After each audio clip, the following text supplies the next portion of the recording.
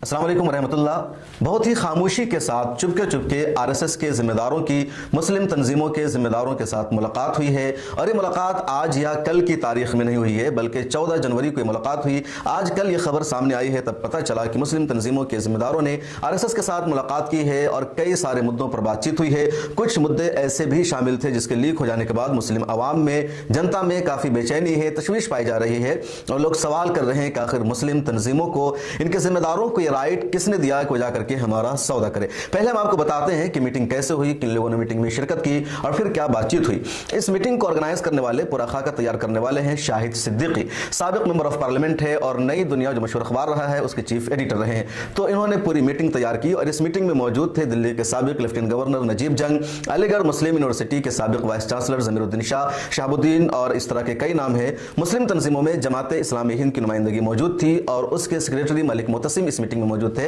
जमियत उलमा हिंद मौलाना महमूद मदनी के ग्रुप की भी नुमाइंदगी मौजूद थी और इस तरफ से मौजूद थे एडवोकेट नियाज अहमद फारूकी। मौलाना अरशद मदनी की जमियत की नुमाइंदगी भी मौजूद थी और उनकी नुमाइंदगी कर रहे थे मौलाना फजल रहमान कासमी। अलीगढ़ मुस्लिम यूनिवर्सिटी के प्रोफेसर भी एक थे, जामिया मिल्लत इस्लामिया के भी एक प्रोफेसर मौजूद थे। इसके अलावा दरगाह अजमेर शरीफ के भी नुमाइंदा मौजूद थे और भी कई लोग मौजूद थे। तो इन सब की मीटिंग हुई। संघ की तरफ से जिन लोगों ने इस मीटिंग में शिरकत की उसमें मोहन भागवत का नाम शामिल नहीं है, अलबत्ता मुस्लिम राष्ट्रीय मंच के सरबराह इंद्रेश कुमार का नाम शामिल है, सीनियर प्रचारक रामलाल और कृष्णा गोपाल। तो ये तीन लोग संघ की तरफ से मौजूद थे और इधर ये सारे लोग मौजूद थे।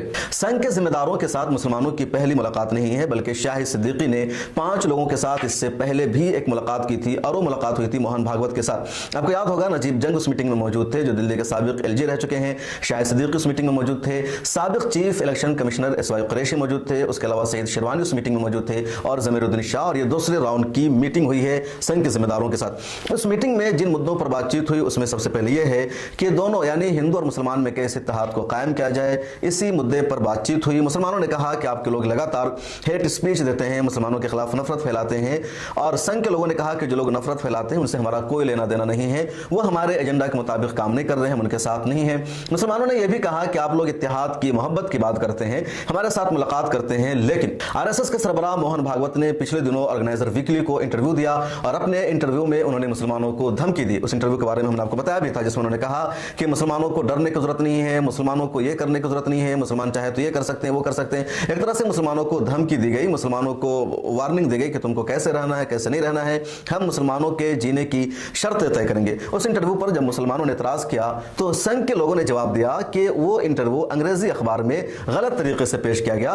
उन्होंने कहा कि हमारे हिंदी जो पंजन्य हमारा ओरिजिनल अखबार है उसको इंटरव्यू दिया गया था और उस इंटरव्यू में ऐसी कोई बात नहीं है, उस इंटरव्यू को गलत तरीके से पेश किया गया। एडवोकेट नियाज अहमद फारूकी साहब जो जमियत उलमा हिंद के सेक्रेटरी, उनसे मेरी फोन पर बातचीत हुई अभी इस वीडियो को रिकॉर्ड करने से कबल। तो उन्होंने कहा कि उन्होंने पंजन्य अखबार को पढ़कर सुनाया और जब हम लोगों ने सुना तो उसमें ऐसी कोई काबिल एतराज बात नहीं थी जो अंग्रेजी अखबारात में छपने वाले इंटरव्यू में लग रहा था। ये नियाज फारूकी साहब की बात है। फिर मुस्लिम तंजीमों ने यह भी कहा कि अगर ऐसी बात है कि आपका इंटरव्यू कुछ और था और अंग्रेजी अखबारात ने, मीडिया ने उसको गलत तरीके से पेश किया, उसके अल्फाज को, उसके सेंटेंस को, उसके मफहूम को बदल दिया, तो फिर आप लोगों ने उसकी तरदीद क्यों नहीं की, हिंदी में बोले तो उसका खंडन क्यों नहीं किया। तो संघ के लोगों ने कहा कि हमारी पॉलिसी के खिलाफ है। मीडिया में अगर कोई छपता है, हमारे एजेंडा के खिलाफ कोई बात आती है, हमारी पॉलिसी के मुताबिक कोई चीजें छपती है तो हम कभी भी उसकी तरदीद नहीं करते हैं क्योंकि हमारी पॉलिसी का हिस्सा नहीं है। इस वजह से हम लोगों ने इसकी तरदीद नहीं की। अब उनके इस जवाब से मुतमईन है या नहीं, आपको फैसला करना है। वहां जो मुस्लिम तंजीमों का वफद मौजूद था उन्हें शरह सदर हो गया जो जवाब मिला और उन्होंने इत्तेफाक कर लिया कि हम सही है और हमारा जो एतराज है वो खत्म हो गया है। आपका एतराज खत्म हुआ नहीं, कमेंट सेक्शन में लिख करके बता दीजिएगा। इस मीटिंग में 2 मस्जिदों पर भी चर्चा हुई, ज्ञानवापी मस्जिद और मथुरा शाह ईदगाह। मुसलमानों ने कहा कि आप लोग लगातार मस्जिदों पर कब्जा कर रहे हैं, मस्जिदों पर दावा कर रहे हैं जिससे देश का माहौल खराब हो रहा है, ऐसा नहीं होना चाहिए। उसके जवाब में संघ के जिम्मेदारों ने कहा कि आप ज्ञानवापी मस्जिद और मथुरा शाह ईदगाह हमें दे दें। मुसलमानों ने कहा कि क्या हम आपको ये दोनों मस्जिदें अगर दे देते हैं तो क्या आइंदा किसी और मस्जिद पर कब्जा का दावा नहीं किया जाएगा, किसी और मस्जिद के ताल्लुक से ऐसी बातें नहीं की जाएगी। उस पर संघ के जिम्मेदारों ने कहा कि हम उसकी कोई गारंटी नहीं ले सकते हैं। जमात इस्लामी हिंद के सेक्रेटरी मलिक मोतसिम साहब ने दरअसल बात रखी थी, कहीं से बात छिड़ी और मस्जिद का तस्करा आया और उन्होंने कहा कि मथुरा शाह ईदगाह ज्ञानवापी पर हमारा हक है और इसे मुसलमानों को, हिंदुओं को दे देना चाहिए। उसके जवाब में मलिक मोतसिम ने यही कहा कि क्या ये 2 मस्जिदें अगर आपको दे दी जाए तो आइंदा जो हमारी मस्जिदें हैं वो सब महफूज रहेगी, किसी और पर दावा नहीं होगा।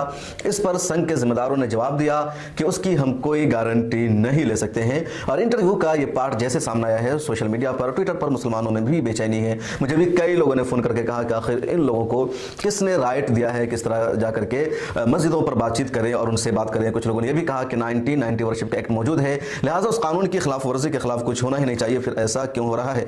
तो ये सारी बातें उस मीटिंग में हुई है।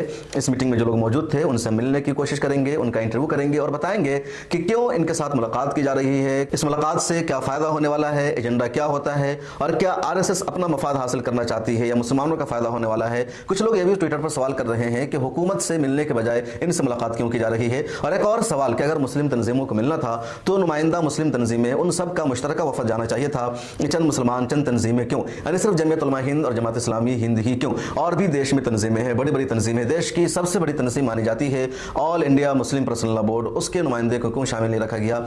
ऑल इंडिया मिल्ली कौंसिल देश की अहम तंजीमों में शामिल है, उसके नुमाइंदे से क्यों बातचीत नहीं की गई। ऑल इंडिया मुस्लिम मजलिस मशावरत एक बड़ी ऑर्गेनाइजेशन है, उसके नुमाइंदे को क्यों शामिल नहीं किया गया। मरकजी जमीयत अहले हदीस भी एक बड़ी ऑर्गेनाइजेशन है और हिंदुस्तान में एक मकतब फ़िक्र की ऑर्गेनाइजेशन नुमाइंदगी करती है, इनके नुमाइंदे को क्यों शामिल नहीं किया गया। तो ये सारे सवालात भी हैं, ये लोग शामिल क्यों नहीं होते हैं, चंद लोग ही जाकर के क्यों मुसलमानों की बात करते हैं। हम बराह रास्त शाहिद सिद्दीकी किसी और शख्स से मुलाकात करेंगे और जानने की कोशिश करेंगे। इस मुलाकात के बारे में आपकी क्या राय है कमेंट सेक्शन में लिख करके जरूर बताइए। फिर मुलाकात होगी अगली वीडियो में। अगर आपने अभी तक मिल्लत टाइम्स को सब्सक्राइब नहीं किया है तो